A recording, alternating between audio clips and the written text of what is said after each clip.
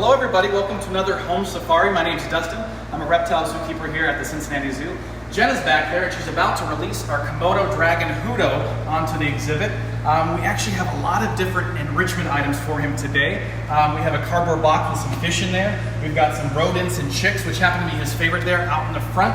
And some leaf piles and things for him to dig around. Basically, enrichment allows us to give him a great opportunity to move around like a normal lizard would in the wild, display all those natural behaviors, and a chance to use that brain, because Komodo dragons are actually very intelligent animals. He should be coming out soon, hopefully. Just you can smell that environment really from far away. So, but I really want you to pay attention to the way Hudo moves and what he's using to find the food. You can see he found that rat right away. He does not bother chewing really, just right down the hatch. Komodo dragons can eat about 80% of their body weight in one sitting, so they're always hungry, always ready to go. Now, Komodo dragons are from the Komodo Islands, and they rule those islands. They are the largest lizards on the planet, and absolutely massive. Hudo here is a little bit over 100 pounds. He is about 6.5 feet long and about 17 years old. He's really checking you guys out. Komodo dragons get a lot bigger though. They can get up to about 150 pounds. They can get up to 9 feet long and live for 50 years. He, again, is 17 years old. Look at him checking out. You can really see him using that tongue. Their best sense is their sense of smell.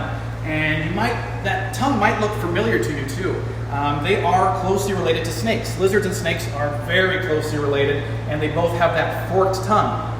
So he's kind of scanning the environment, figuring out exactly where that food is. They can smell food from up to 3 miles or so away, so it's their greatest sense. And they do have that Jacobson's organ that a snake does as well. It gives them all the information they need to know about what exactly they're smelling too. So he is really alert, he's ready to go. He might dig a little bit too, as you get the opportunity to see those giant claws at work. They use those primarily to dig burrows. They can actually dig burrows large enough for them to bury into, which is pretty crazy. They also use those burrows to fight and to battle it out. And in the wild, they really only have to worry about other Komodo dragons. Oh, I found something else behind those rocks I put back there. So yeah, in the wild, they only need to really worry about other Komodo dragons. But these guys eat a ton of variety in the wild. They'll eat deer that are only found in Komodo Islands. They eat rodents. They eat birds. They'll even eat introduced water buffalo to the islands. So they can take down pretty large food items. They can actually, it's believed that they evolved to eat a dwarf elephant that is now extinct. So just a really amazing species to take down really big prey. One of the main ways that they take down the prey though is using that big mouth with those big teeth. They're actually backwards facing and they're serrated, so they can really bite into that prey and kind of rip out chunks. It's kind of gnarly, but it works for them. And you might have heard that they have venom, and that's true. Komodo dragons have venom. They have venom glands, but it's not a typical venom like a rattlesnake or a mamba. Their venom is more, it just prevents the animal's blood from clotting. So it just really encourages the animal to go down quicker, and it even lowers the heart rate too. So it really works for them. He's exploring the environment, smelling things. Well, he's about to find his favorite meal. Maybe. So their eyesight is not actually that great. They mostly use their sense of smell, like I said, but they can see movement really well. If things are standing still, they have a hard time seeing them. But if things are scurrying around, they can find them no problem at all. Now the Komodo Islands are really inhospitable. It's a really tough environment. And there's no big cats, no tigers, no bears. They're the top predators. They are the apex predators on these islands. So pretty much they rule the island. So we have a question from Rosie. How long is their tongue? That's a great question. It can be about a foot or so actually. It's a long tongue. It's very important for their survival. You'll also notice the tail too is really big, really long, and very powerful. They use that to actually stand up sometimes. So they'll sit on their hind legs and use that as a tripod. And that allows them to stand up. And sometimes they'll fight each other, other Komodo dragons. Usually that's over a big meal or for mate. You can see he's really drooling now. That's what he gets real hungry, he'll start to drool. Yeah.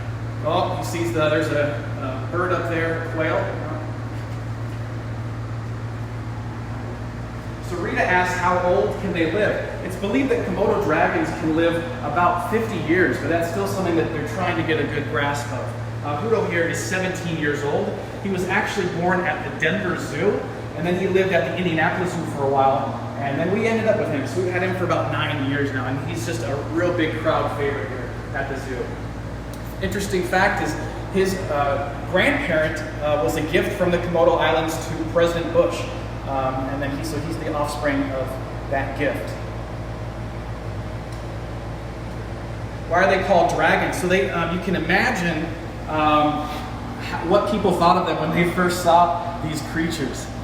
When they first discovered them, they thought they were some sort of dangerous beast, and actually there were movies that were made based on them, like King Kong was believed to be based on Komodo dragons and visiting the Komodo Islands. So they're just crazy looking animals. Imagine coming across a bunch of these 150-pound lizards. It would be a crazy experience to see them. So they must have just looked prehistoric. But of course they can't breathe fire, even though that would be pretty cool. Are they venomous? Yeah. Grace asks, does he play with toys? Well, that's kind of what we're doing here with enrichment. It's not a toy per se, but it is something that he can interact with and something that he has to problem solve. So Komodo dragons are very intelligent, so in the wild they'd have to get creative and try to find food. And you wonder what those little ones would do, the little babies, when they hatch out of the eggs, and the answer is right when they hatch, they have to go and scurry up the trees because they do not want to be eaten by the larger dragons. So they are a cannibalistic species, which is pretty crazy. Another question? Nicole asks, are they endangered? Yeah, they are a vulnerable species, which is right above endangered. Their numbers have declined in the wild enough that there's special concern for them, basically. They're trying to take certain measures in the wild to protect them. A lot of people come from all over the world to see the Komodo dragons. It's a real big moneymaker for the area, and it helps protect them too, so it's a good thing. But sometimes too many people interfering with their daily life can cause a negative impact on them.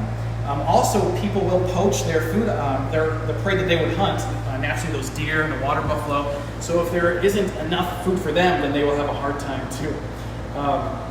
So it's very important that we give them their space and respect them, because they're only found on these 5 islands. And a lot of natural things can happen. A lot of animals that live on islands are very susceptible to natural disasters. And you think about volcanic activity or hurricanes, all sorts of crazy stuff. They have enough to worry about, let alone with people. There are some people who like to take them from the islands. That's of course illegal. Last year there's actually tried to remove 41 little babies from the island and tried to sell them on the pet market, the illegal black market for pets. And luckily that was stopped, and it is illegal, and it's not a good idea. Who could really take care of a Komodo dragon other than a zoo? Hudo is really awesome. So April asks, why do they stick out their tongue? Yeah, just a reminder, that's how they pick up all those scent particles. So everything that's floating in the air is going to stick to that really sticky tongue, and then they're going to rub that tongue against the roof of their mouth, which has the Jacobson's organ, and that's going to tell them about everything that they're smelling, everything they need to know. And you can see it's forked, so they can actually tell if the smell is coming more from the left side or the right side, and they can triangulate exactly where that smell is coming from. Can they swim? Yeah, they have been seen swimming in the ocean. So it's believed that maybe they moved around by swimming or possibly by floating on logs to different islands. Again, they're found on 5 different islands, so they had to get there somewhere. Are they dangerous to humans? That's a great question. Yeah, these guys are predators. They're, again, the top predators, and so they're capable of really biting hard, hurting you real bad. People ask how we work with Hudo. We are able to go in there with Hudo because he is extremely mild-mannered. He's a very docile lizard, but we still have to be very careful. So when we go in there with Hudo, there's always 2 of us, and we're very much paying attention to his behavior. How much he's kind of on edge, is he relaxed, is he super hungry?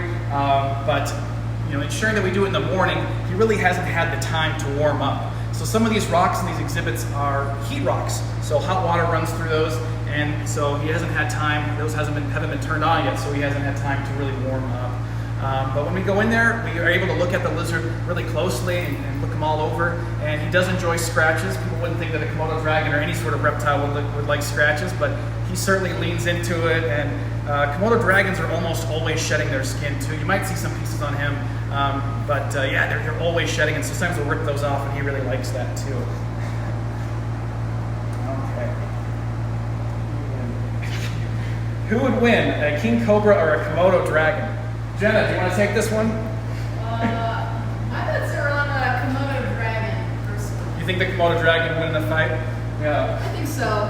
Yeah, I mean, that would be a crazy battle for sure, but Komodo dragons they do eat snakes, and again, they eat anything they want to. A lot of times things will just wash up on shore, a big whale carcass or something like that, and even though it's been sitting there for days or weeks, they will definitely feed on that for a while. They just love any sort of meat. Do they have scales? That's a really great question too. So if you look at his skin, he looks like a typical reptile. All reptiles have scales, but Komodo dragons have special scales. They have what's called osteoderms. And osteoderms basically means they have pieces of bone inside of their skin, and that acts as armor. So again, nothing really messes with Komodo dragons in the wild except for other dragons. And when they're fighting, when they're wrestling and scratching and biting, that extra armor really helps them to survive. So osteoderms is the word of the day, and it's something that Komodo dragons are famous for. And there is an activity too, if you go click on that activity on the site there, and you can do that, make your own armor, just like Komodo dragons. And make sure to post pictures because we like to see that stuff too. Can they climb trees? Yes, they can, Liam. They can climb trees mainly when they're smaller. Like I said, they're going to live up in the trees for several years, and while they're up there, they're going to be eating insects and rodents that crawl up there, and mainly just trying to stay protected. But larger Komodo dragons will mostly kind of stretch up to reach the limbs. They're not really known for their climbing ability. Xander wants to know, how many eggs do they lay? They lay about 20 eggs, which is a lot of eggs. It's a tough island, so just like with sea turtles, a lot of those eggs aren't going to make it, and so they want to have as many eggs as possible. Luke asks, can their tails grow back? Not really, no. They'll heal over, but they don't really grow back if there were to be an injury. Some lizards have that ability to grow back their tail. So, yeah, he's really enjoying that enrichment right now. Well, thank you very much for checking out today's home safari with Hudo, the Komodo dragon. We really appreciate you guys watching. If you're able to, we'd really appreciate any donations that you can give. It really goes a long way to help us provide the best care that we can for our animals here at the Cincinnati Zoo. And yeah, stay tuned every day at 3 p.m. for another home safari. Have a good day.